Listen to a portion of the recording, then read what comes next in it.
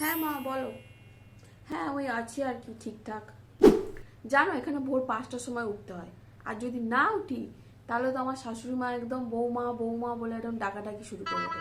আবার জানো এরা 3বার খায়, সকালে দুপুরে রাতে, আর 3বারই আলাদা আলাদা রান্না করতে হয়। পুরো একদম পঞ্চবাঞ্চব না হলে এদের হয় না। পাগল হয়ে যাবো মা, আমাকে এখান থেকে নিয়ে যাও প্লিজ। কি তোমার জামাই?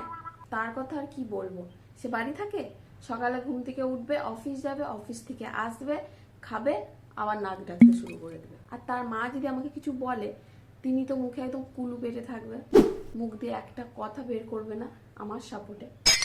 একদম মা কি লাগলা। আর শাশুড়ি, জানি না আমি তার সাথে আমার কি শত্রু, আমি যাই রান্না করব তাতেই তিনি খুঁত ধরবেন। হয় নুন নেই, নয় তেল কম, নাহলে তেল বেশি হয়ে গেছে, নাহলে নুন বেশি হয়ে গেছে, কিছু না কিছু সে খুঁত ধরতেই থাকবে। কি তোমার জামাইয়ের সাথে ঘুরতে যাওয়া?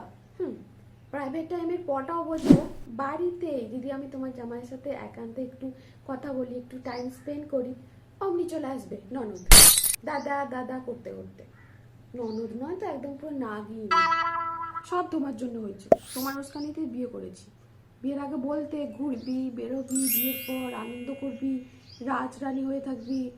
রাজরানী বিয়ের পর থালা বাসন রান্না জামা কাপড় এই চলছে, আর যেটুকুন টাইম ফাঁকা পাচ্ছি ফ্রিজের জলের বোতল ভরতে ভরতেই টাইম চলে যাচ্ছে। শ্বশুরের কথা সে আর কি বলবো, তো সারাদিন 2 মিনিট ছাড়া ছাড়া চা খাচ্ছে, বৌমা চা দাও, বৌমা চা দাও। উফ, তার কথা আর কি বলবো, সে আর একজন মানুষ। বৌমা, হ্যাঁ মা আসছি। শুনলে তো ডাক চলে এসেছে, যাই দেখি কি কাজ আবার করতে দেয় মহারানী।